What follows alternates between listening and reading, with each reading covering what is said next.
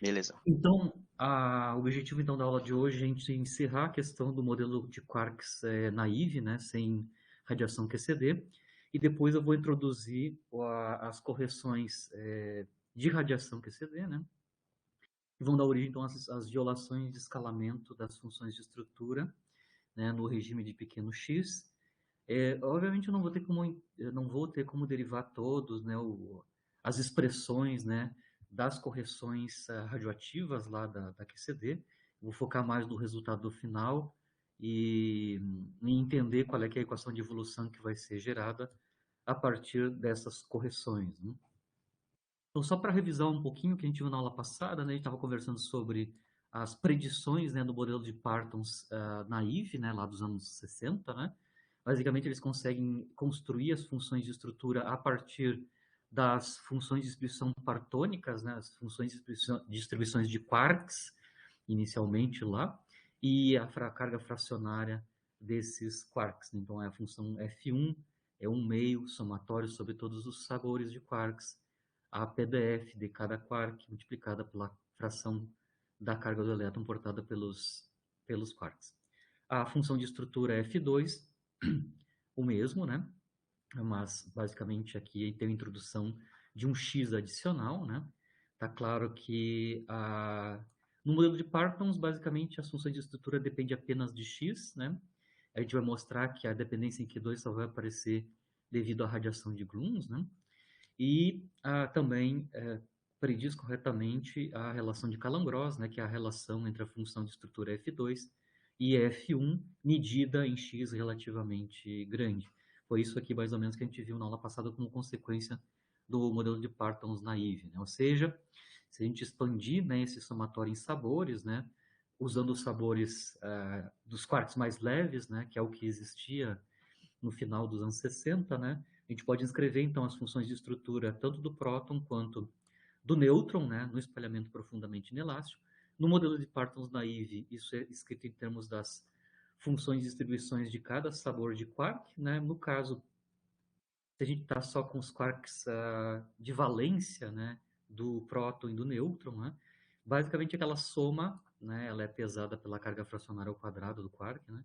É a soma, então, no caso do próton, né, a distribuição de U's no próton, de antis no próton, D's no próton e anti-D's no próton. Então, basicamente, eu só estou usando os quarks U's e D's, que constituem a estrutura de valência do próton. Mesma coisa para os nêutrons, no nêutron, né, as distribuições de U's e D's, U barras, D barras, no nêutron, né? A gente conseguiu mostrar que se apenas quarks, né, ou seja, só partículas de espinho meio são constituintes dos nucleons, a gente tem uma predição que vem da integração da função de estrutura do próton, né, em toda a fração de momento x portada por esses partons, né. Essa quantidade, que é o 18 quintoavos da integral em x da F2, nos deve dar 1, que ela vem, basicamente, essa relação vem que como a gente está interpretando, então, a, a função de distribuição partônica, né? Como o número de partons dentro de uma determinada janela, né? Intervalo de x, de fração de momento, né? A gente consegue mostrar que quando eu integro todas as PDFs multiplicadas por x, claro, né? Certo? Isso vai dar exatamente uma probabilidade total, né? Se a gente entender que as PDFs nos dão, então, o número de partons com fração de momento entre x mais e x mais dx, certo? A PDF em si é o número de partons no intervalo de fração de momento, que é x mais dx, certo? Quando a gente multiplica isso por x, claro, a gente vai ter, então, a probabilidade total quando a gente faz a integração de 0 a 1 em x. Né? A gente mostrou, o último comentário da final da aula passada é que se eu for medir experimentalmente essa quantidade aqui, ela não é 1, né? Ela é com as funções de estrutura medidas nos anos 70 e final dos 60, né? Isso é da ordem de menos que 0,5, 0,45, né? Isso significa que nem toda a contribuição que advém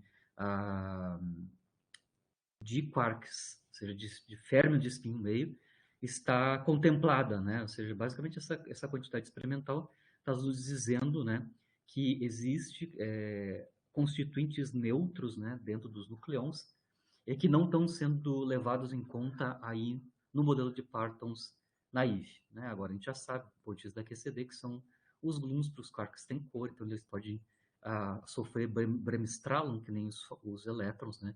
Na forma de radiação de gluons, né? Só para encerrar a questão das funções de estrutura e o modelo de Partons, né? A gente analisou elétron-próton e elétron-nêutron na aula passada, mas eu também posso construir, a gente pode construir, né? Funções de estrutura para os espalhamentos neutrino-nucleon e antineutrino-nucleon. Eu não vou entrar em detalhe como é que é calculado, claro, na parte, porque é interação fraca isso daqui, né? Mas eu posso ter espalhamento profundamente inelástico, neutrino-nucleon, que vai nos produzir, então, um lepton carregado e mais o estado final X, né? O lepton carregado, claro, vem do caso que ao invés de nós termos uma troca de fótons, né, como na interação elétron-nucleon, a gente tem então a troca de bósons de gauge massivos lá da interação fraca, né? Então, por isso que eu posso ter transição de neutrino no estado inicial para um lepton carregado no estado final. Ou seja, basicamente a gente pode ter dois tipos de funções de estrutura em neutrinos, a neutra, né, corrente neutra e a corrente carregada, dependendo de qual bóson de gauge da interação fraca está sendo trocado, né? No caso, na corrente neutra, basicamente a gente está trocando o Z, né? O bóson Z neutro, e no processo carregado a gente está trocando os bósons W+, W- da interação fraca. Basicamente é isso que eu estou explicando, né? Por exemplo, a interação neutrino-elétron, né?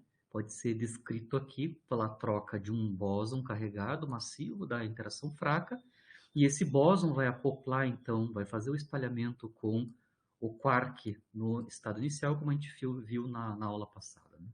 É o mesmo processo, só que um processo fraco, né? E a gente pode, então, calcular, obviamente, as funções de estrutura no modelo de Parton naive, todas as funções de estrutura F2 de interação de neutrinos com os nucleons são também escritas em termos das PDFs, né, dos partons constituintes, aqui apenas quarks, né, dos nucleons com que o W, né, o W+, W- e o Z estão interagindo. No caso da interação fraca, as funções de estrutura não têm dependência na carga fracionária do quark, porque o bóson W acopla diferentemente, né?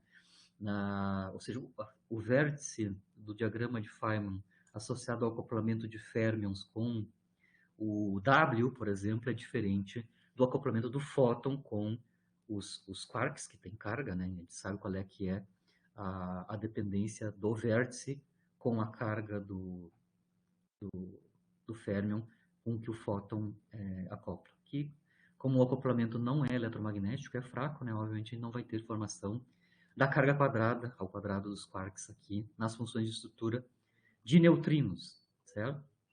A gente pode obter um monte de informação utilizando os dados experimentais de neutrinos, né? Por exemplo, se eu somar as funções de estrutura F2 nas interações neutrino-próton e antineutrino-próton, né? Basicamente, eu posso mostrar que essa soma de funções de estrutura depende, então, das distribuições de U's e D's nos nucleons, né? Eu posso combinar as funções de estrutura no próton com projéteis elétron e projéteis neutrinos, e a gente pode mostrar explicitamente que se eu fizer, por exemplo, esta diferença entre funções de estrutura F2, elétron-nucleon, comparada com a função de estrutura média, né, da interação neutrino-próton, essa F2 barra neutrino-próton, basicamente é essa soma aqui dividido por 2, né?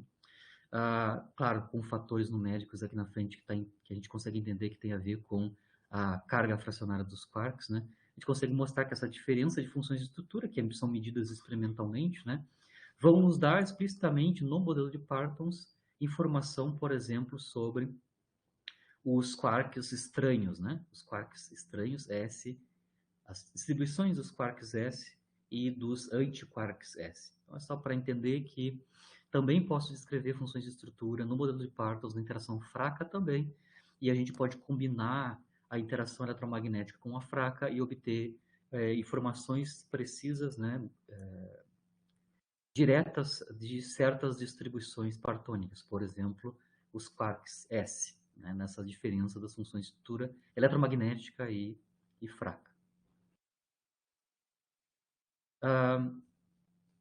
A gente também pode reproduzir no modelo de Partons naive, que é o nosso caso, né, a carga do próton e do nêutron, né, sabendo qual é que é a carga de cada quark, né. Então, por exemplo,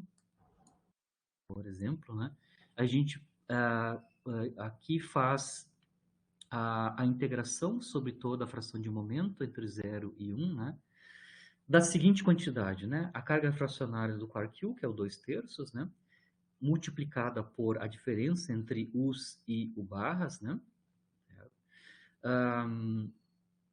menos 1/3, que é a carga do D, né, a carga fracionária do quark D, multiplicada então pela diferença do D e do D barra. Basicamente isso aqui vai nos dar a carga total do próton, né, que é 1. Mesma coisa para o nêutron, né? No caso do nêutron, a carga fracionária bom, no caso do nêutron, a gente vai trocar U's por D's e D's por U, né? Por simetria de isospin, né? A gente já discutiu isso na aula passada, né?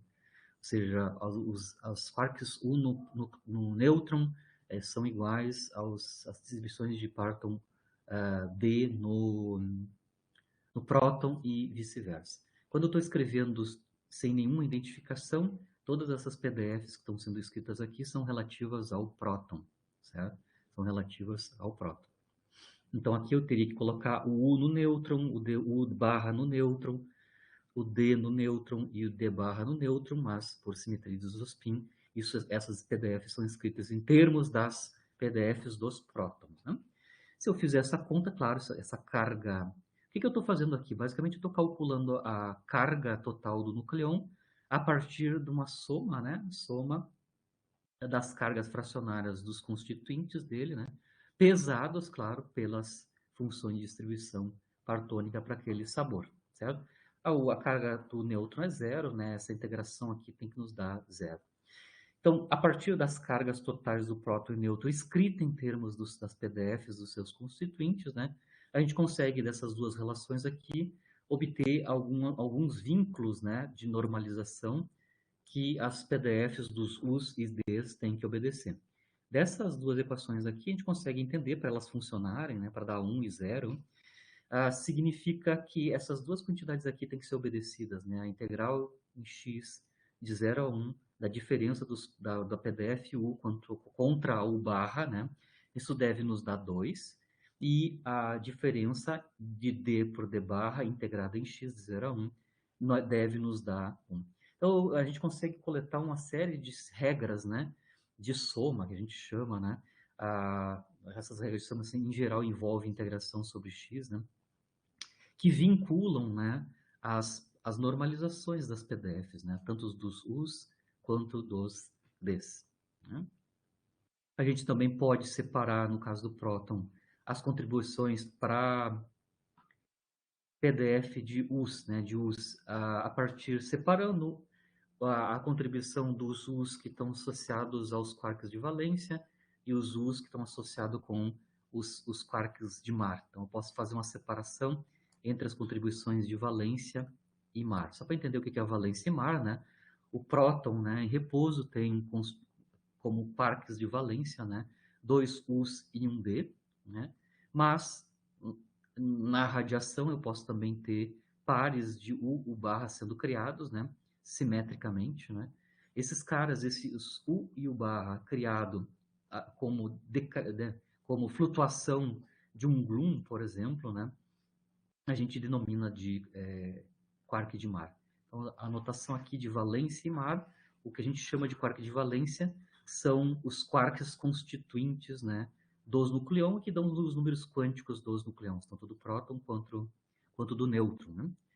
E os de mar têm a ver com os pares quark e antiquark que aparecem como resultado da flutuação, então, desse gluon aqui num par quark-antiquark. Então, por exemplo, a PDF do Quark Up no Proton pode ser separado na sua contribuição de valência e mar, né? Obviamente, todos os anti-U's, ou seja, todas as PDFs de anti-U, obviamente são relativos aos U's de mar, né? Os U-barras, eles apenas são gerados nesses pares, né, do mar, certo? A mesma coisa para as PDFs de D no próton, pode ser separado no próton, né? Pode ser separados na sua contribuição de valência e de mar. Lembrando que no próton nós temos dois U's e D na valência, e um D na valência, e o mar, né, correspondente. De novo, né, as distribuições de anti-D no próton são apenas as contribuições de mar, né? Se a gente então leva só em consideração as contribuições de valência, da forma como eu defini aqui, né?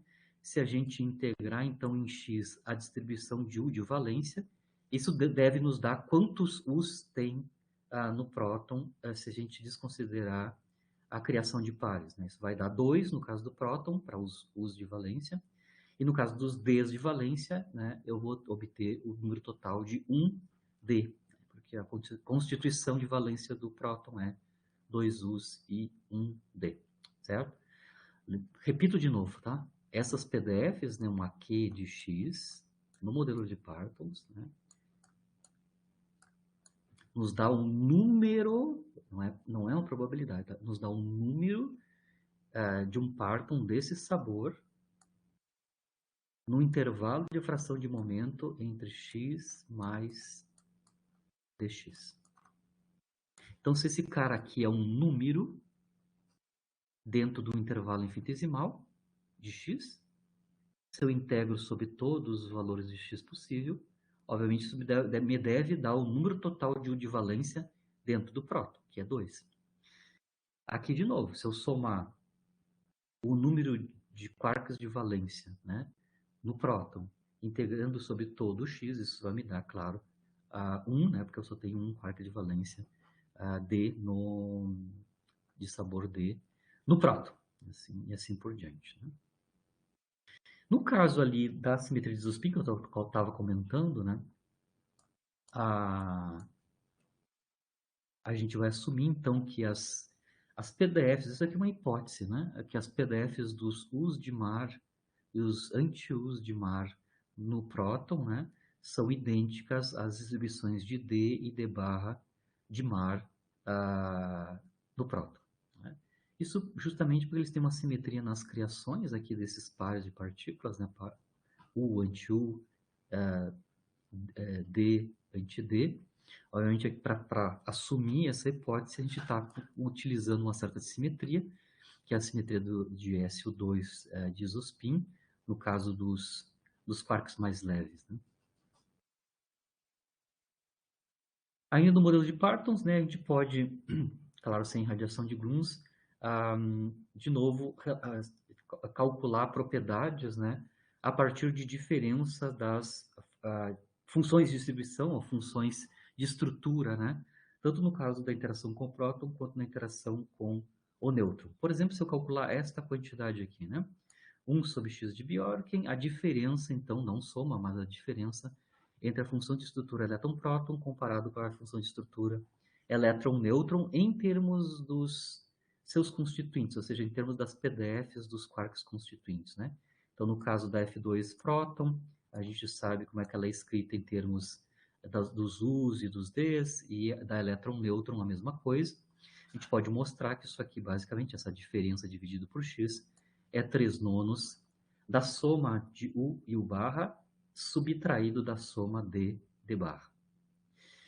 Se a gente integrar esta quantidade, né, basicamente isso deve ser igual à integração dessa quantidade a 3 nonos a integração das soma do U barra menos a soma do D com o D barra, né? Isso é chamada, não vamos denotar essa integração como sendo SG, certo? Se eu escrever explicitamente agora as exibições de U barra, D barra, em termos da sua separação em quarks de valência e mar. Por exemplo, o primeiro cara que está aqui é um U, né? O U no próton pode ser separado com uma soma do U de valência e do U de mar, certo? E claro, mais o anti-U correspondente, né? Depois a gente tem, perdão, o barra já está aqui, né? O U no próton é o valência mais mar, e aquele outro anti-U basicamente é o anti-U de mar, né? O anti-U só aparece no mar, né? Então aquela soma U mais U barra, escrita em termos das contribuições de mar e valência, é isso daqui, né? Primeiro U separa em valência e mar, e os anti-Us todos são de mar. Sim. A mesma coisa para os Ds, né? O primeiro D, então, vai ser separado na sua contribuição de valência e mar, e o anti-D, basicamente, é o anti-D de mar, né? Ele só tem origem no mar. Se a gente fizer agora essa integração, lembrando que um dos processos que a gente vai fazer aqui nessa subtração, antes de integrar, né, em X, é identificar que a integração de uma determinada PDF de mar e, por exemplo, de um determinado sabor, e da PDF de mar, do sabor da antipartícula correspondente, mas basicamente é isso que eu estou falando aqui, né? Ou seja, a integral em X de 0 até 1 da distribuição de um determinado sabor de quark de mar é exatamente igual à integral de 0 até 1 da distribuição de mar da antipartícula associada a essa partícula que a gente está escrevendo. Isso aqui é importante, essa hipótese é importante porque ela vai, claro, vai cancelar, né? Cancelar alguns dos termos aqui nessa diferença, certo? A gente pode mostrar que, como resultado desta igualdade aqui, sobrevivem aqui nessa diferença apenas as contribuições de valência. Então, aquela quantidade de SG que eu acabei de mostrar, ela é 3 nonos e a integração da diferença das somas dos U's e dos D's. No final das contas, quando a gente utiliza essa igualdade aqui, a gente consegue ver que a quantidade de SG é escrita em termos das integrais das distribuições apenas de valência, de U's e de D's. Essas integrais a gente já sabe, né? Ou seja, a integral de UV dá o número de U's no próton, né? De valência, 2, e a integral dos D's de valência é 1, né? Porque a gente tem um próton, um quark D como valência no próton, certo? Então, a predição no modelo de Partons, por exemplo, dessa quantidade que eu denominei de SG, né? Basicamente é 3 nonos multiplicado por 1, ou seja, 3 nonos, perdão, eu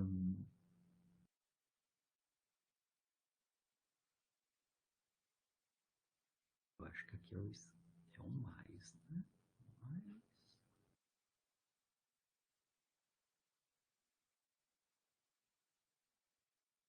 Um fatorzinho aqui.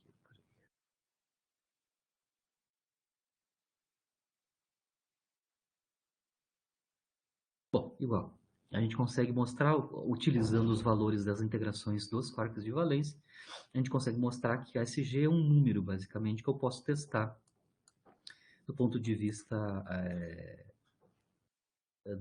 experimental, né? Essa quantidade de SG é chamada regra de soma de Gottfried, né?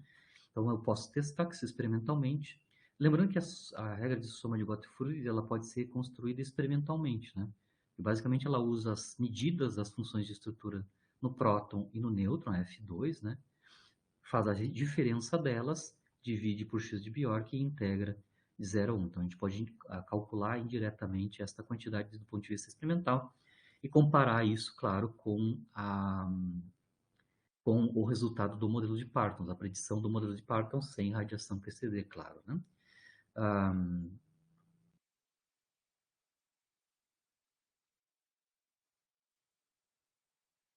A princípio, na verdade, eu acho que é 3 nonos, né, que dá exatamente 1/3, né, porque a gente tem 2 menos 1 aqui, se isso aqui tudo é 1, né, e a gente tem 3 nonos, que é 1/3. Tá? Então, uma predição do modelo de Partons naive é que esta quantidade SG, a regra de soma de Gottfried, tem que dar 1/3. A gente pode comparar isso com o experimento, já no final dos anos 70, por exemplo, né? O valor experimental, né, da quantidade SG é da ordem de 0,25, ou seja, 1/4, né? 0,25 é 1/4 comparado com 1/3 no caso da predição do modelo de Partons naive. Então, tem várias medidas experimentais que a gente pode fazer utilizando as funções de estrutura em que tem inconsistências, né, do modelo de Partons naive com o resultado experimental, né? Uma é, que eu já tinha mostrado na aula passada, a questão da constituição de partículas neutras dentro dos nucleons, né?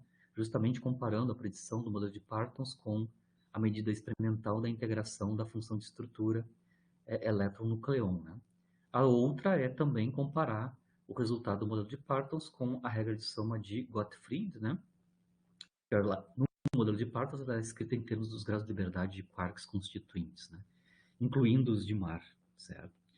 Bom, lembrando que o modelo de Partons naive ele é muito bom até os anos 70, início dos 80, onde o X de Bjorken provado era relativamente alto, né? Muito próximo de 1, 0,8, 0,6, né? Lembrando que para a gente obter X de Bjorken pequeno, nós necessariamente, do ponto de vista experimental, né? Nós teríamos que aumentar a energia dos elétrons que estão espalhando, né? Isso só é possível quando você constrói, por exemplo, colliders, né? A maior parte desses experimentos dos anos 70, 60 são experimentos de alvo fixo, né? Então, é espalhamento de elétrons em alvos de hidrogênio, certo? Mas basicamente alvo fixo, né? Se você vai construir um colisor elétron-nucleon via collider, a energia, claro, automaticamente de centro de massa vai aumentar muito, e aí vai abrir uma janela experimental para a gente conseguir provar X de Bjorken pequeno e também virtualidades também para o fóton cada vez maiores, né? Lembrando que, do ponto de vista experimental, a virtualidade do fóton, né, ela é reconstruída a partir das energias do elétron, né, incidente espalhado e também o ângulo de espalhamento. O ângulo de espalhamento que a gente consegue cobrir, esse é um problema experimental, né? Não tem muita novidade aí. Mas eu consigo, então, aumentar o Q2, né? Que o meu experimento é capaz de dar, basicamente aumentando a energia do elétron que está espalhando com o nucleon, tá? E, obviamente, aqui eu tenho uma escala de tempo, né? Em anos, né? Da distância resolvida pelos fótons, né? Eu posso pensar que essa distância resolvida dos fótons é o comprimento de onda desse fóton, né? Que basicamente é inversamente proporcional ao seu momento. No final das contas, a fóton é algo, né, partícula intermediária aí, né? Na verdade, é a energia do elétron que está mudando e automaticamente o valor de Q2 que eu posso prescrutar é maior, e isso significa que a resolução está aumentando, né? Então a gente começa lá nos anos final dos anos 60, né, começando com espalhamento elástico primeiro, com elétrons não tão energéticos, né? Aí em algum momento a gente alcança energia, isso é final dos anos 60, onde a energia desses elétrons é suficiente para nos dar uma resolução do elétron que está provando o nucleon. A gente já consegue entender subestrutura interna, né? Ou seja, o espalhamento inelástico profundo, né? Via a interação do fóton virtual diretamente com os constituintes do nucleon, né? E depois, claro, a gente vai aumentando a energia até chegar no colisor elétron-próton com maior energia construído, né? Até o momento que era o HERA, né? Que entrou em funcionamento a partir do final dos anos 90, né? Então, no HERA, a gente conseguiu a maior resolução possível para os fótons, né? E também ele envolve um collider, né? Um colisor de leptons com nucleons, né? Com prótons, por exemplo. Então, o tempo de RAM do HERA foi o 10 HERA, né? Basicamente era um collider, um colisor, né? E mais e menos contra prótons, né? Então tinha dois feixes, né? Nesse colisor, um de prótons e outro de elétrons ou pósitrons, né? Ele ficou em funcionamento entre 91 e 2007, então já faz bastante tempo que ele deixou de funcionar, né? E a energia de centimassa máxima que ele chegou foi em 300 GeV, certo? Eles colidiam, então, elétrons de 27, 28 GeV contra prótons de 820 GeV, isso dá uma energia de antimassa de 300 GeV.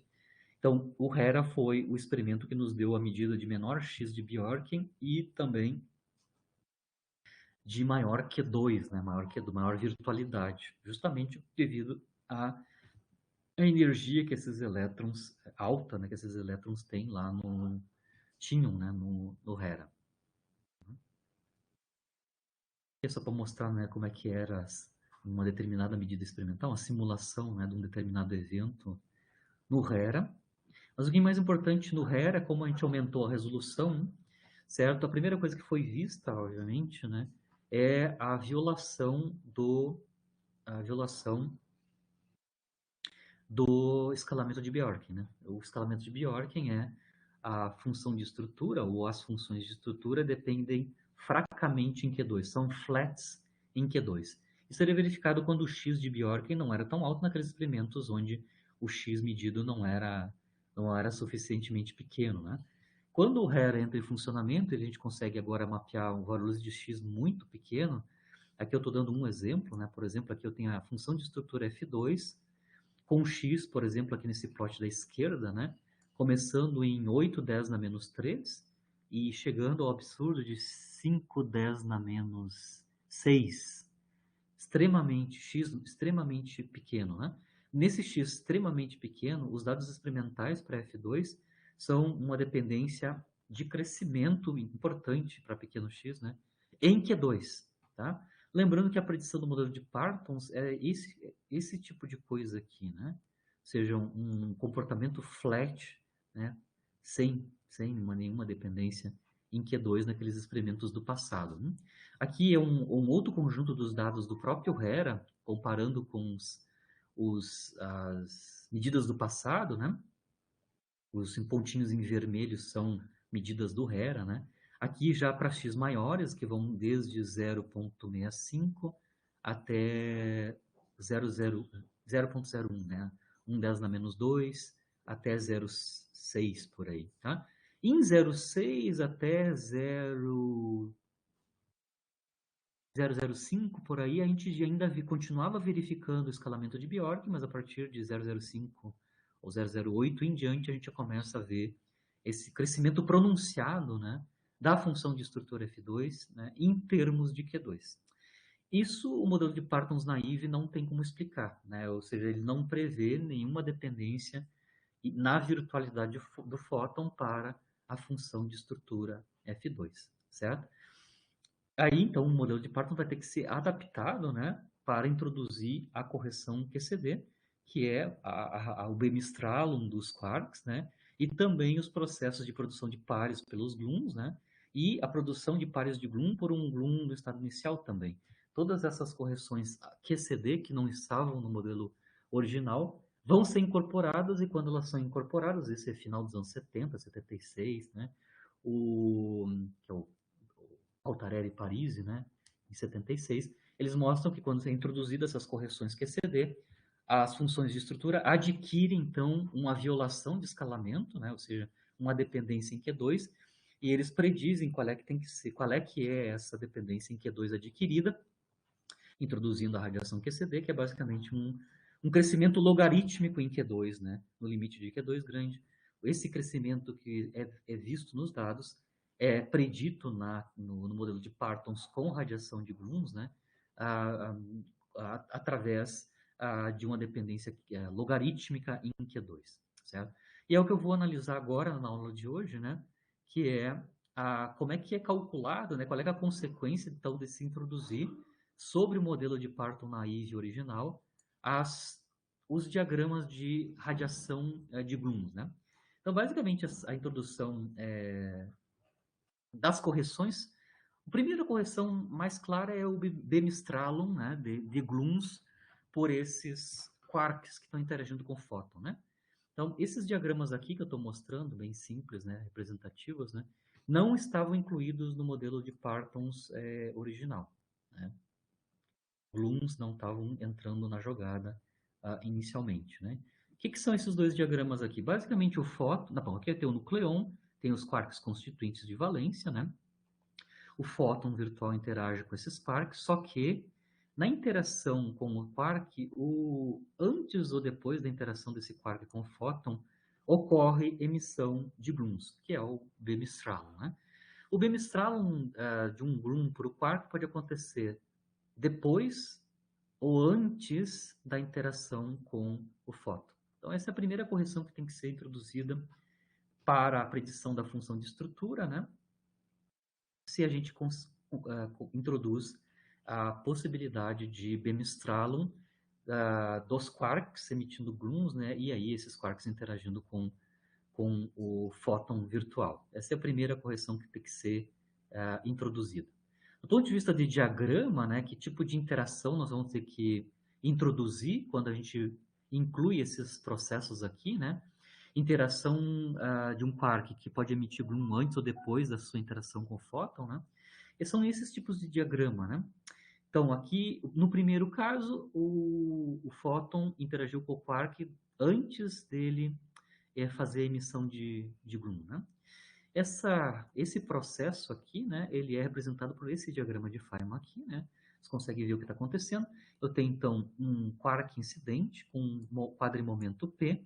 Ele absorve um fóton de quadrimomento Q, né? Numa quadriposição, numa quadricoordenada X. Obviamente, depois do espalhamento com o fóton, esse quark vai ter um Beam-Strahlung, né? Antes, imediatamente do Beam-Strahlung, ele tem um momento que é P mais Q, né? Porque ele absorveu o quadrimomento do fóton, né? Então, ele vai ter quadrimomento P mais Q antes do Beam-Strahlung. Ocorre o Beam-Strahlung numa quadricoordenada Y, e, obviamente, como ele emite um gluon de quadrimomento K, ele vai ter no estado final um novo quadrimomento, que é o P mais Q menos o quadrimomento do gluon, que é o K. Então, P mais Q, K menos K é o quadrimomento do quark espalhado no estado final, onde ele emitiu o gluon, né, depois da interação com o fóton. O segundo diagrama que eu estou comentando é quando a emissão de gluon se dá antes da interação com o fóton, que é representado por esse diagrama cruzado aqui, né, onde primeiro a gente tem a emissão de gluons, né? Então, o quark intermediário aqui que vai interagir com o fóton tem momento P menos K, é o seu momento original subtraído do quadrimomento do gluon emitido, certo? E depois, em algum momento, na quadricoordenada X, ele então interage com o fóton, né? Então ele vai receber quadrimomento do fóton na forma de um quadrimomento final, que é P mais Q menos K. Tá? Então, esses dois diagramas são as primeiras correções, né, no modelo de Partons naive. Não são as únicas. Né? A gente pode calcular explicitamente qual é, a contribuição desses dois diagramas para a função de estrutura. Né? Basicamente, aqui toda a minha discussão é que a gente pode calcular, né, funções de estrutura F1 e F2 para o espalhamento fóton quark, né, fóton quark, diferente da função de estrutura elétron-nucleon, né? Então, do ponto de vista da teoria, a gente consegue calcular quem seriam as contribuições novas que aparecem quando a gente, por exemplo, introduz as correções de Beam-Strahlung dos quarks. Certo? Não vou entrar em detalhe muito na conta, porque não é o caso, mas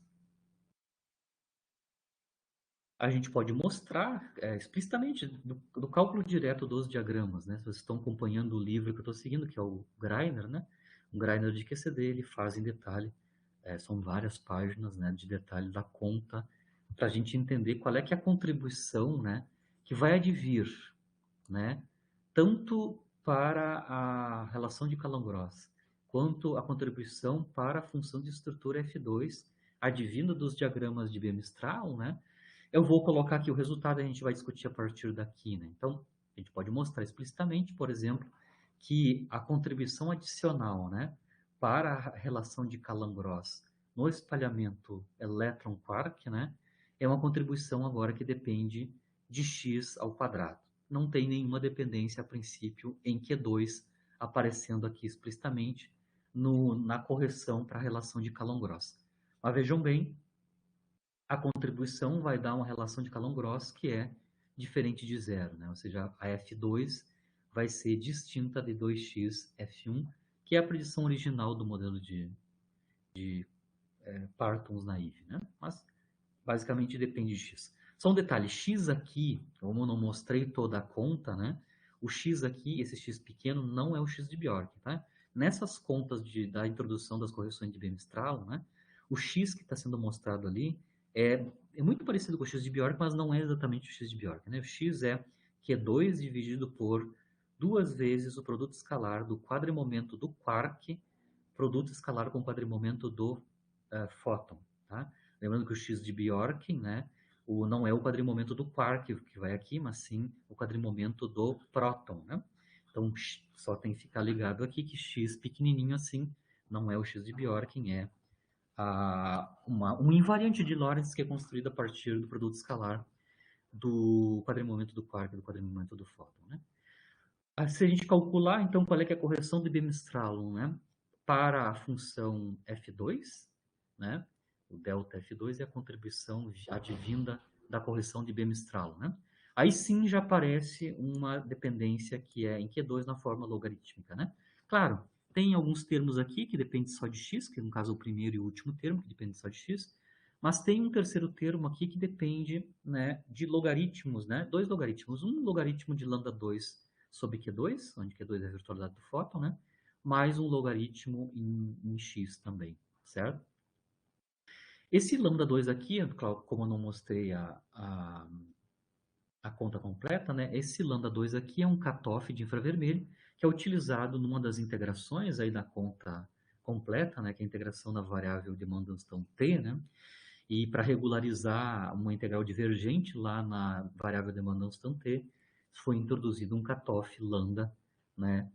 Para controlar a região do infravermelho, né? Infrared, certo? Mas a gente consegue ver que a introdução dos diagramas de Weierstrahl, né, de Grooms, introduz uma dependência em Q2 que é logarítmica, tá claramente.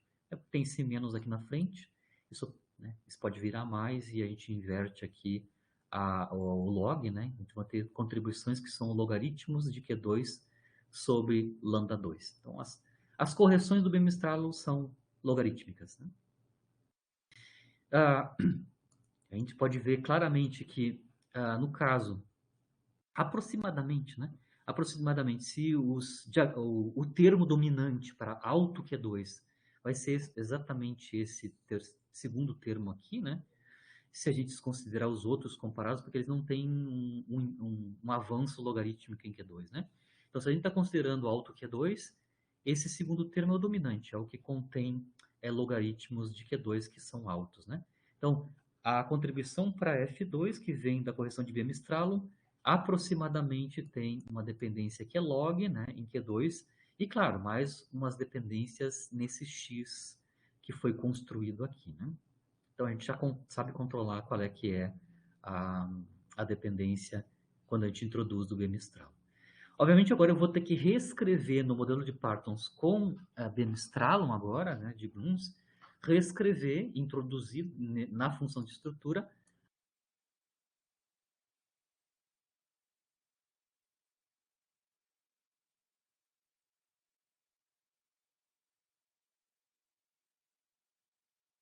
QCD, a função de estrutura, como em termos de x maiúsculo, aqui sim, x maiúsculo, eu estou denotando o x de Bjorken, né? Era o somatório sobre todos os sabores, a PDF dos quarks de sabor I, que dependiam apenas de x lá, né? A carga fracionária dos quarks ao quadrado, multiplicado por x de Bjorken. O x de Bjorken, se vocês lembrarem na aula passada, ele aparece ali porque a gente identificou, né, a fração de momento portada pelos partons no modelo de partons naive, né, com o x de Bjorken. Né? Então, ele aparece através de uma delta, né, de uma delta de Dirac quando a gente integra sobre todas as frações de momento xi, só para lembrar o que a gente fez na aula passada, certo? Como é que a gente vai introduzir, então, onde a gente vai introduzir aqui as correções logarítmicas de Q2 na função de estrutura? Né? Basicamente, a gente não vai mudar as PDFs, né? Então, toda a informação das PDFs vão continuar como sendo o processo antigo, né? A gente vai, claro, corrigir as contribuições de mais alta ordem aqui na forma dessa delta, né?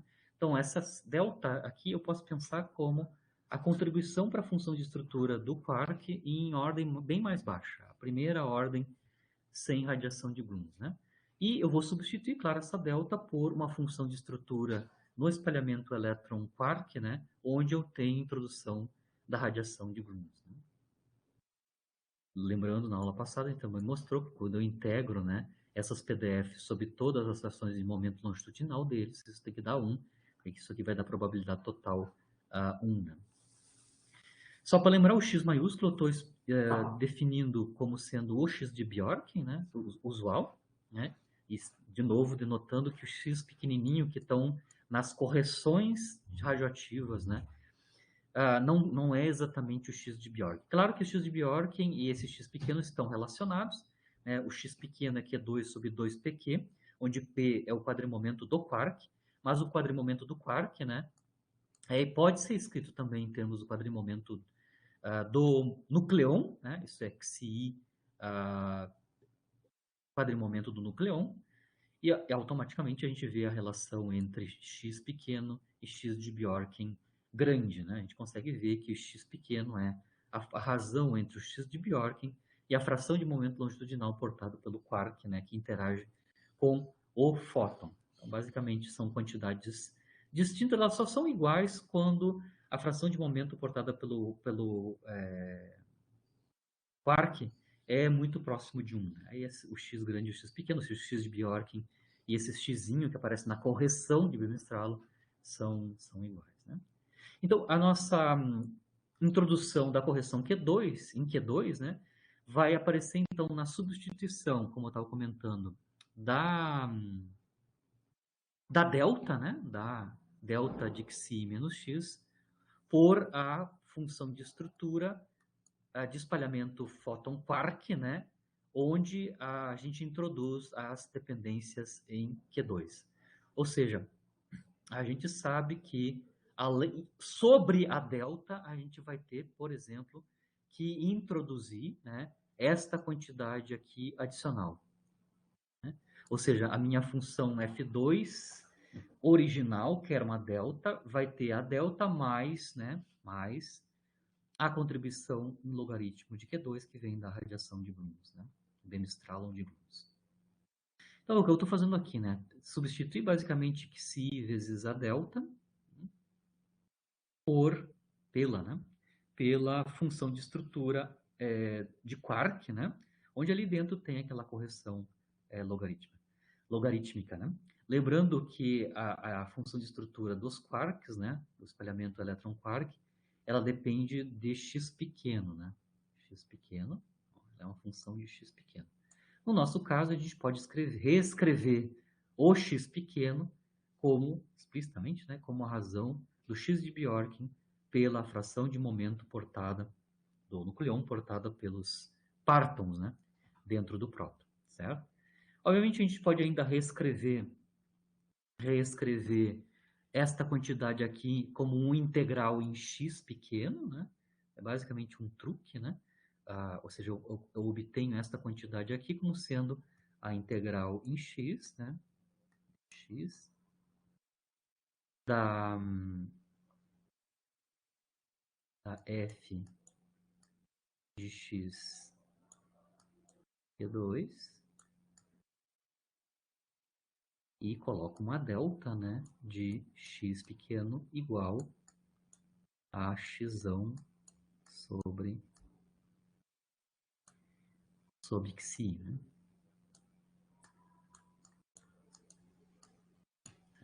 É só uma outra maneira de reescrever esta criatura, né? Se eu escrever ela em termos de uma delta, né? De uma integral de uma delta, né?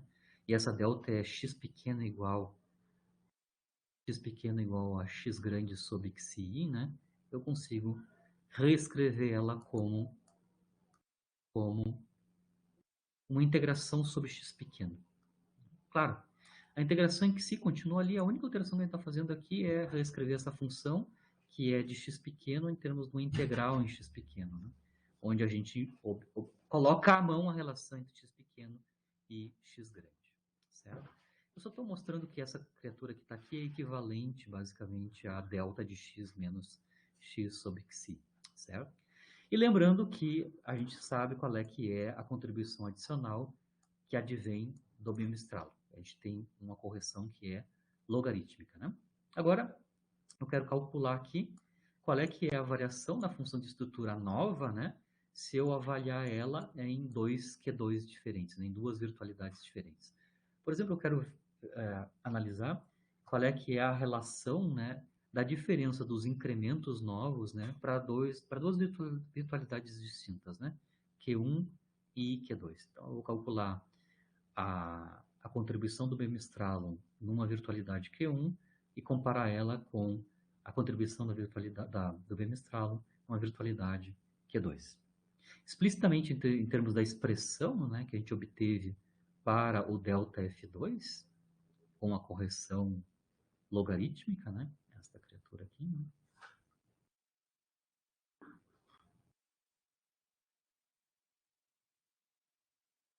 a gente vai conseguir mostrar que essa, essa, essa diferença aqui, claro, vai depender logaritmicamente na razão, né, das duas virtualidades que a gente está comparando, o Q2 e o Q1. Claro, toda a dependência em x pequeno que aparece aí na nossa teoria, né?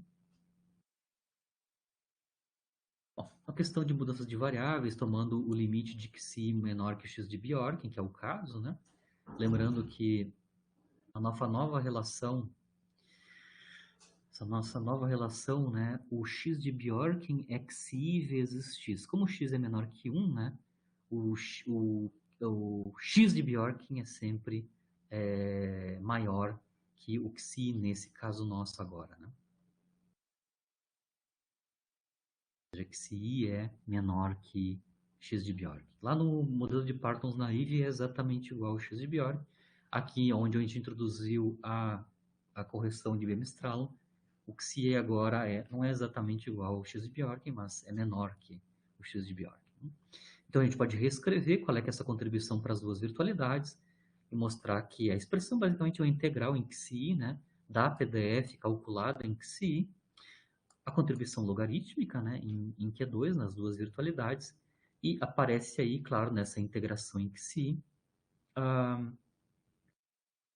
um fator que é divergente, tá? A gente consegue ver, por exemplo, quem está acompanhando o termo logarítmico, né, é uma quantidade que no denominador envolve uma divergência quando o x de Bjorken é exatamente igual ao xi. Tá? Então, a gente tem, no integrando, uma divergência que vai ocorrer quando x de Bjorken é igual ao xi. Ou, em termos do x pequeno, é quando o x pequeno vai a 1. Tá?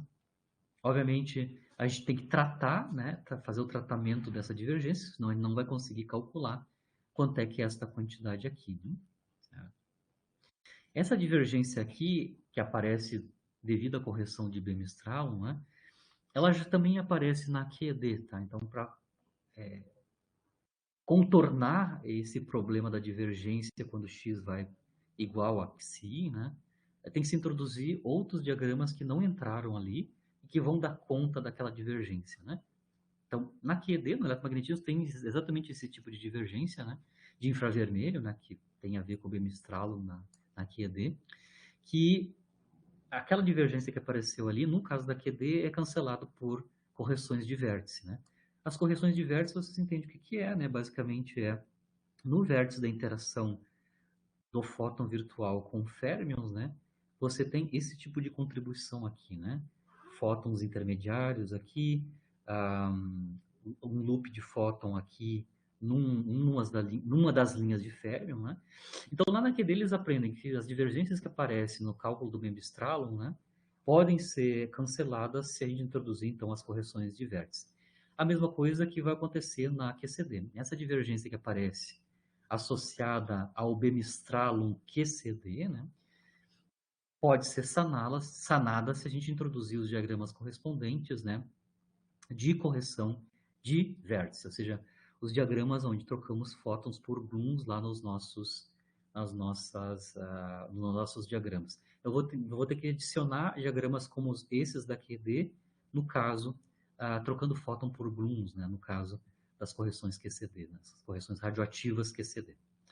De novo, não tem como fazer aqui todo o detalhe. Quando a gente introduz, então, as correções radioativas, nós conseguimos remover, então, as divergências que aparecem no cálculo advindo apenas do bemistralo, né? Quando a gente faz isso e reescreve, então, a contribuição nova para F2 advinda tanto do bemistralum somado às correções radioativas, o que a gente obtém agora é um objeto que é agora finito, né? A gente consegue fazer a integração em XI da PDF pesada por uma função de XI, claro, claramente. Aqui a divergência foi já removida, né? E aqui a gente tem uma notação nova quando a gente introduziu as correções radioativas, né? Que é a notação mais aqui na nossa conta, né? A notação mais, que é essa função que está aqui, né? Basicamente eu tenho uma função de x sobre xi, mas tem um maisinho aqui embaixo, né? Esse maisinho denota, né? Denota esse tipo de cálculo, né? Estou integrando uma função que tem uma notação mais aqui embaixo. Tá? Essa função com notação mais, aquela função que está ali, que é 1 mais z quadrado, dividido por 1 menos z, onde eu estou chamando z x sobre xi, né? Notação mais, né? Ela é definida dessa forma aqui, ó. Ela é uma integração de 0 até 1 em z, de uma função regular, uma f maiúscula de z, função regular, certo? 1 mais z quadrado, 1 menos z. Notação mais, certo? Isso, no final das contas, é essa integração aqui que está sendo feita. Então, é uma integral de 0 até 1 de z, da diferença dessa função regular entre z calculada em z e calculada em 1, e a função em z original, que é 1 mais z quadrado, 1 menos z, certo? Mas o que eu quero mostrar aqui é que quando a gente introduz as correções radioativas, né, que são essas correções aqui, como no caso da QED, né? Então, no nosso caso, se eu tenho um diagrama de quarks, né, com a interação dele com o fóton aqui, né, aqui a gente vai ter que introduzir esse tipo de correção, né?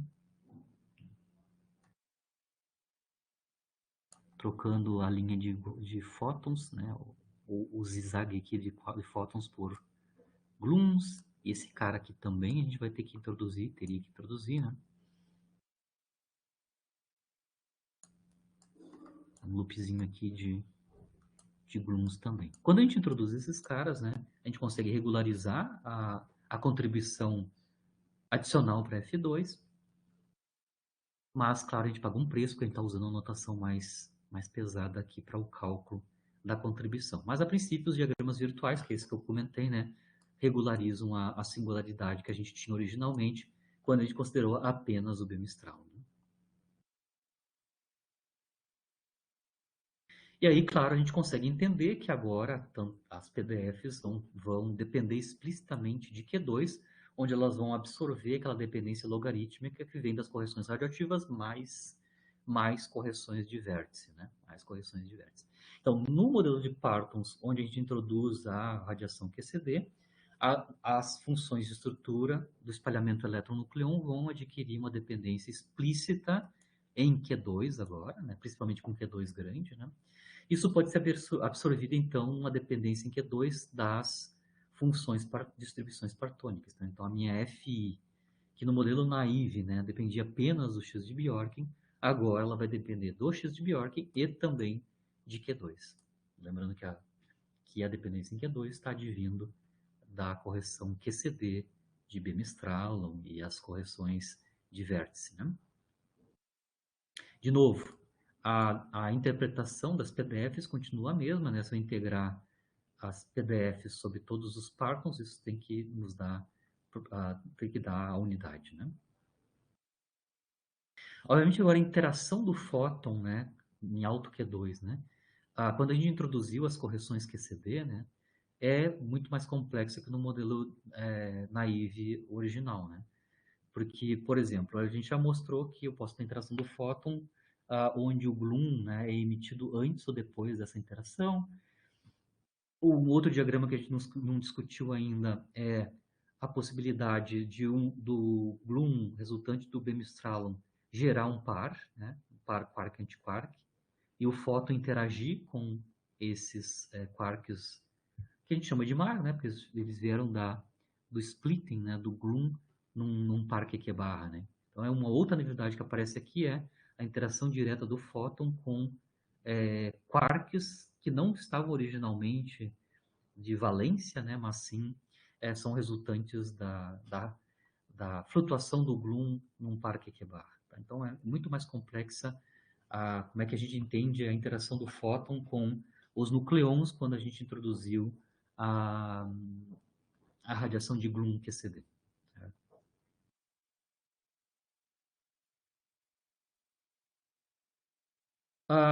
Como eu estava comentando com vocês, né, as PDFs então vão absorver aquelas correções logarítmicas que vêm do Beamistralum e as correções de vértice, né? A gente pode ir adiante e ver qual é que é a dependência delas logaritmicamente, né? Ou seja, a contribuição nova para uma determinada PDF, né? Ou seja, a contribuição em Q2, né? Vai envolver, né, aquela função estranha, como eu comentei, né? Que tem a notação mais, né? E a PDF original. No final das contas, eu vejo que a contribuição nova, né? Depende de uma integração, né, da PDF pesada por uma função analítica conhecida. Né? Se a gente vê quem é a função analítica conhecida aqui, no caso só do Beamistralum, né? Só do caso do Beamistralum, onde o quark só tem radiação de Gloom antes ou depois da interação com o Gloom. Né? A PDF está aqui dentro dessa integração em XI e tem uma função regular aqui, né? Mesmo numa notação complicada, mas é uma função regular que a gente consegue reconhecer. Tá? Essa função regular que aparece aqui, né, tem um nome, né, lá na, na, no formalismo aí do Altarelli Parisi, né, são chamadas as funções de desdobramento, né, splitting functions, né, as funções de desdobramento. No caso, nessa primeira correção, que é a correção de Beamistralum, né, a primeira correção, a primeira função de desdobramento é aquela que envolve apenas quarks, né, quarks que irradiam Gloom. Né. Essa é a função de desdobramento PQQ, né, a função PQQ de Z, onde a função PQQZ é basicamente essa criatura que está acompanhando a PDF aqui nessa integral em XI. Né. Então, aqui na correção de Beamistralum, essa função regular é 4/3, né? 1 mais z quadrado, 1 menos z. Notação mais, e a notação mais a gente acabou de analisar agora há pouco aqui, né? O que é essa notação mais, né? Lembrando que essa notação mais, ela aparece porque a gente está tentando, né, tentou com sucesso remover divergências que aparecem quando a gente apenas só calcula o Beamistralum, né? Tem uma divergência ali de infravermelho. Se eu escrever de forma compacta essa contribuição para PDF e a sua dependência Q2, a gente consegue mostrar que o que a gente obtém de novidade introduzindo o Beamistralum é uma correção desse tipo, né? Logarítmica em Q2, como eu tinha comentado, mas ainda nós temos uma integração para ser feita, né? Aqui na variável y, né? Da PDF original multiplicada pela função de desdobramento, no caso a PQQ, né? Onde só tem Beamistral. Certo? A gente pode entender qual é que é a evolução, né? Dessa PDF em termos de log de Q2. Aqui eu vou introduzir uma nova variável, a variável de evolução, né? Que é o t de Q2, que basicamente é logaritmo de Q2 dividido por Q0 quadrado, onde Q0 quadrado é uma escala de momento de virtualidade do fóton, né? Arbitrária aí, né? Então, eu consigo calcular quanto é que é a taxa de variação da PDF, né? De um determinado sabor de quark, em termos do logaritmo de Q2. Tá claro aqui, né, que é trivial, né? A dependência em logaritmo de Q2 é linear em logaritmo de Q2, né? No caso, no Beamistralum, isso é verdade, né? Com a taxa de variação em T, ou seja, em log de Q2, de um determinado sabor de PDF, ela envolve, então, uma integração, né? Nessa variável y da própria PDF, né, pesada pela função de distribuição, pela função de desdobramento correspondente. Então, no caso do Beamistralum, a integração aqui nós temos a PDF pesada pela função de desdobramento, né, pequeno, certo? Onde a integração aqui nessa variável y vai de x de Bjorken até 1. E a normalização é o alfa S sobre 2π. Né?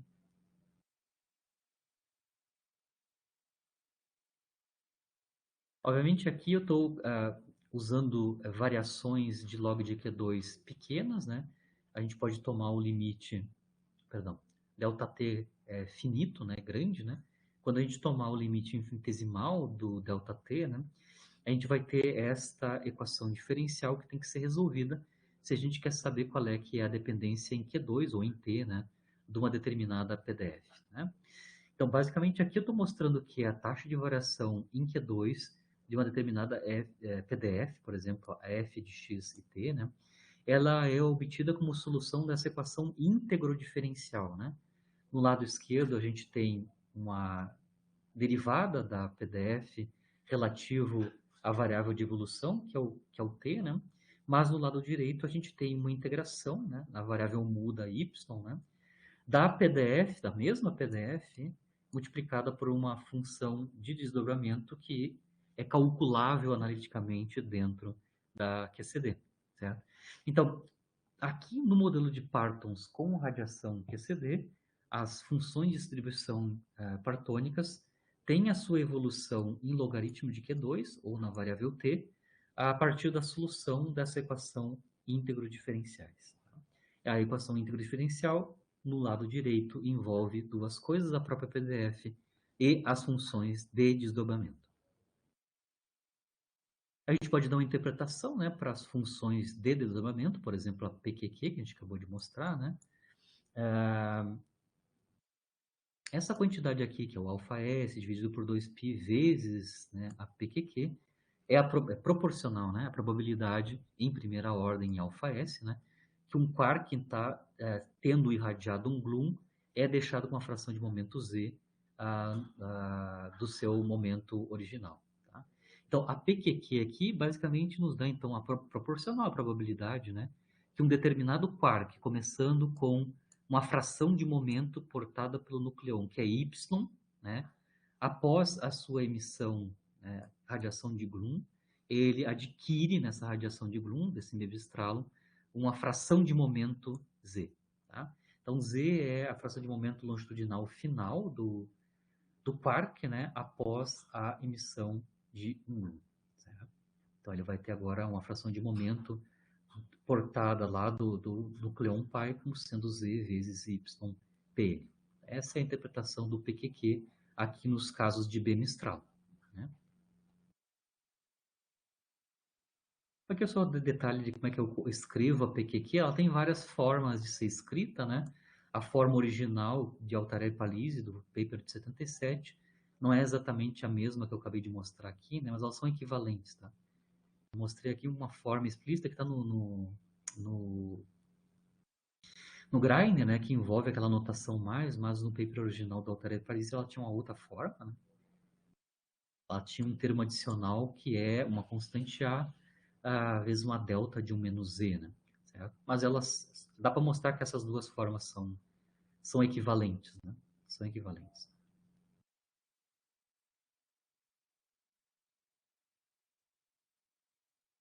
Aqui está o PQQ original, no Altarelli Palisi, né?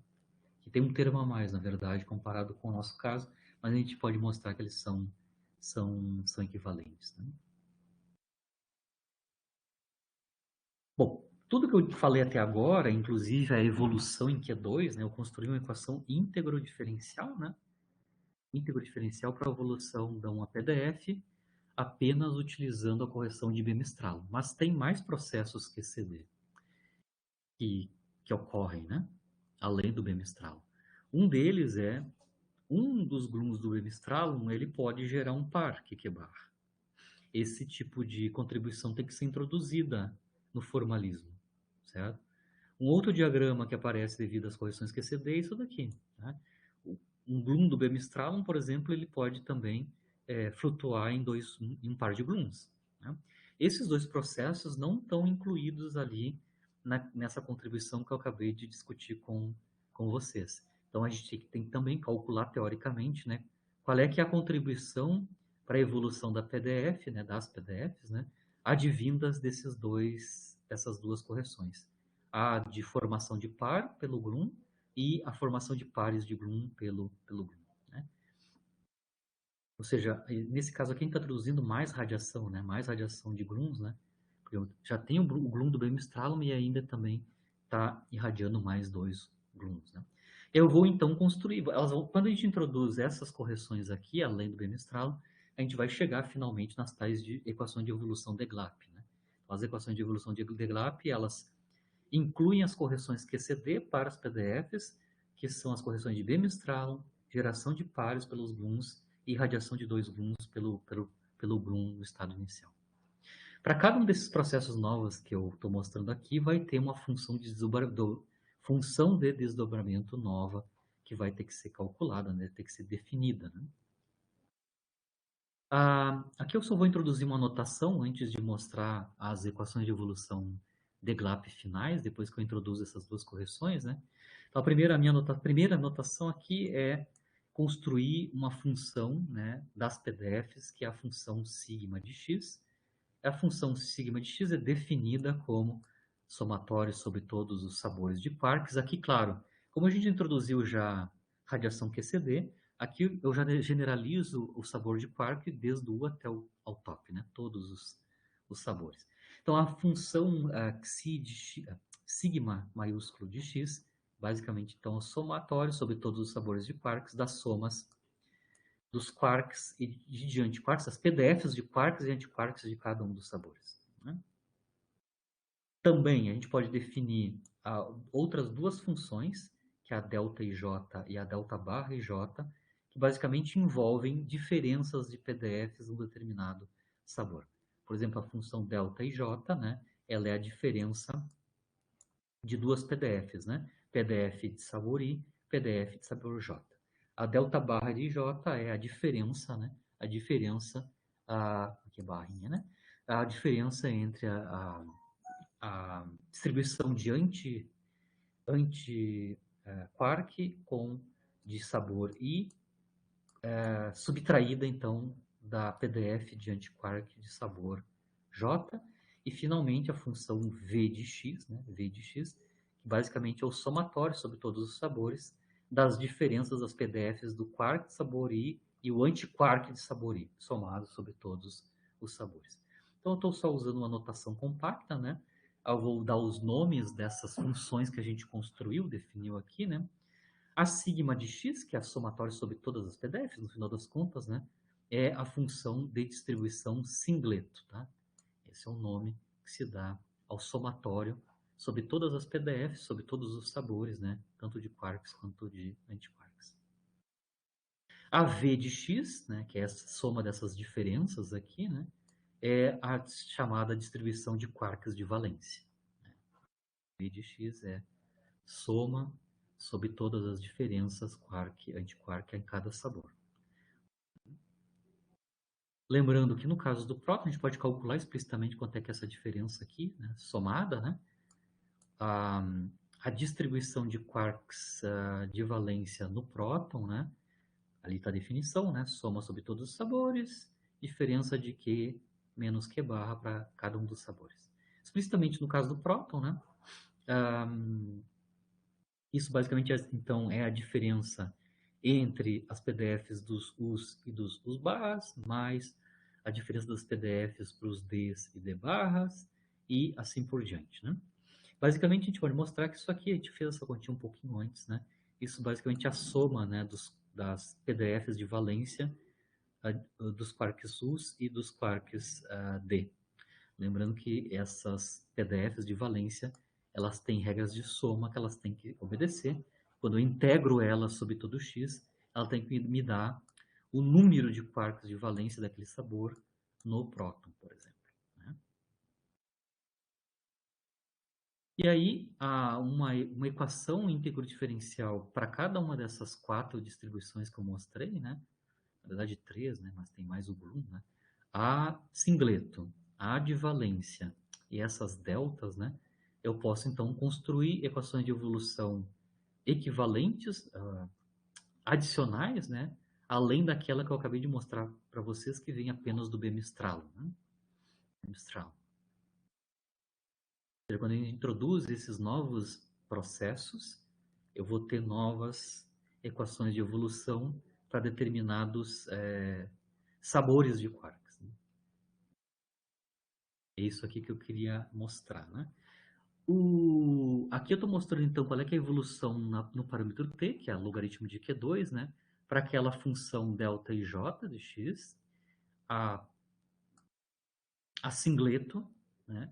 A singleto e a distribuição de Grooms, tá? Vocês conseguem ver que a equação de evolução para a função delta e j, que basicamente é só a diferença, né, de quarks do mesmo sabor, né? Ela depende da própria delta e j, isso é uma equação íntegro diferencial, né? E, claro, uma função de desdobramento, né, que é a PQQ, que a gente já viu. Então, essa parte aqui tem a ver com as contribuições de B-Mistral apenas, né? Aqui eu tenho a equação de evolução para a distribuição singleto, né? É interessante agora na função singleto, na distribuição singleto, que também a gente é construída a partir de uma equação íntegra diferencial. Na distribuição singleto, ela depende aqui na direita, na integração, né, da própria singleto, claro, como é no caso anterior, né, com a PQQ, mas tem um outro termo aqui, ó. Tem um segundo termo corretivo, né, que tem a distribuição de Grooms no nucleon, multiplicado por uma nova função de desdobramento, que não é a PQQ, né? É a PQG, tá? PQG. Então, aqui na singleta aparece, ela depende de duas PDFs, ela mesma e também a distribuição de Grooms, e ao aparecimento de uma nova função de desdobramento, como resultado da introdução desses diagramas aqui, né? Que é, por exemplo, a função de desdobramento PQG. Já vou discutir o que são essas outras funções de desdobramento. E, finalmente, por exemplo, a gente tem a equação de evolução para a distribuição de Grooms, né? Obviamente, ele depende da própria distribuição de Bloom, aqui no lado direito, de novo, é uma equação íntegro diferencial, né? Quem acompanha aqui o Bloom é a função de desdobramento PGG, né? A PGG está associada a esse processo aqui, né? Que é a flutuação do Gloom num par de Glooms, né? E a própria distribuição singleto, tá? Acompanhada pela aquela função, uma função de desdobramento que é a PGQ, né? Então, vocês conseguem ver que a gente tem uma, duas, três, quatro funções de desdobramento. Além da PQQ, nós temos a PQG, a PGQ e a PGG, né? Quase todas elas estão associadas àqueles novos diagramas que a gente introduziu na conta, né? Aqui eu estou colocando as expressões analíticas, né, de cada uma delas. A PQQ a gente já mostrou, né? Mas aqui são as expressões da função de desdobramento PQG e a PGQ. Lembrando que elas não são exatamente iguais, né? A PQG é diferente da PGQ, né? E, finalmente, a mais complicada é a PGG, né? Que está associada àquele diagrama de emissão de dois glums, né? Por um glum no estado inicial. Interpretações dessas funções de desdobramento, essas quatro, né? PQQ, PQG, PGQ e PGG, né? Elas são proporcionais porque ainda falta o alfa S quadrado dividido por 4π, assim, e outras coisas, né? Uma PIJ de Z, né? Ou seja, uma função de desdobramento cujos índices são I e J, né? Ela é proporcional, então, à probabilidade de um parton de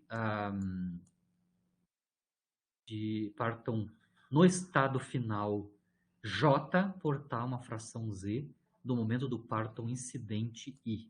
Então, I e J, o I é o incidente, J é o cara no estado final, que vai obter uma fração de momento Z depois da interação com o fóton, né? Depois da interação com o fóton. Certo? Então, no caso da PQQ, está claro, né? No caso da PQQ, o processo que está acontecendo é do B-Mistral, né, de Grooms. O PPQ PQQ, né?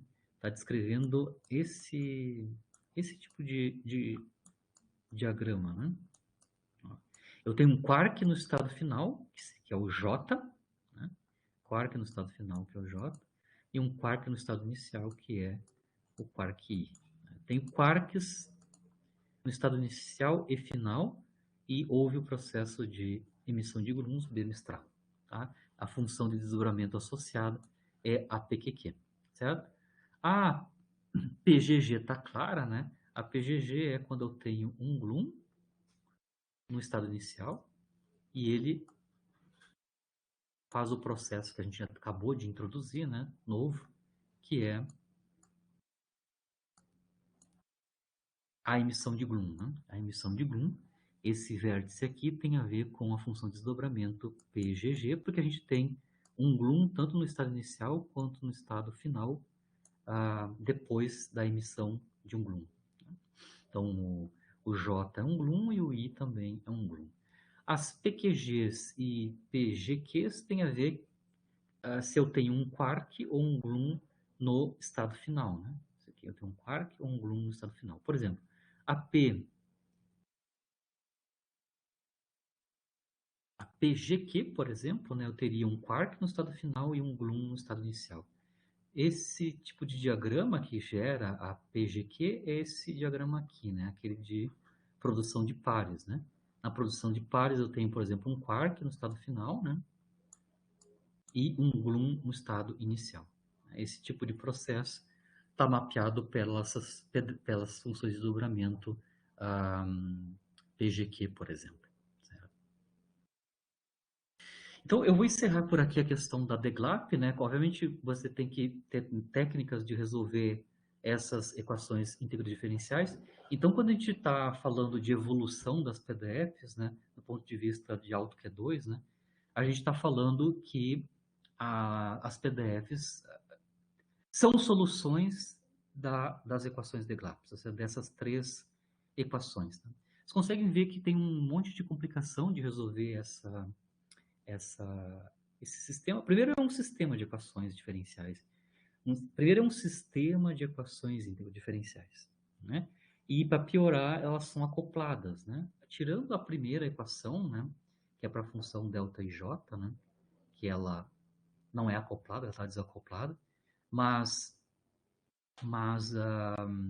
as outras duas, né, para singleto e para gluons, elas são acopladas. Né? Acopladas no sentido que, por exemplo, na distribuição singleto, na equação diferencial para distribuição singleto, obviamente eu tenho informação da singleto, que vai ter que entrar nessa equação diferencial, mas também tem informação da distribuição de gluons, que é dada pela solução da outra equação. Então, as equações de GLAP são equações íntegro-diferenciais, são um sistema de equações íntegro-diferenciais acopladas. Tá? Então, você tem que ter técnicas de como é que resolve esse tipo de sistema de equações diferenciais. Né?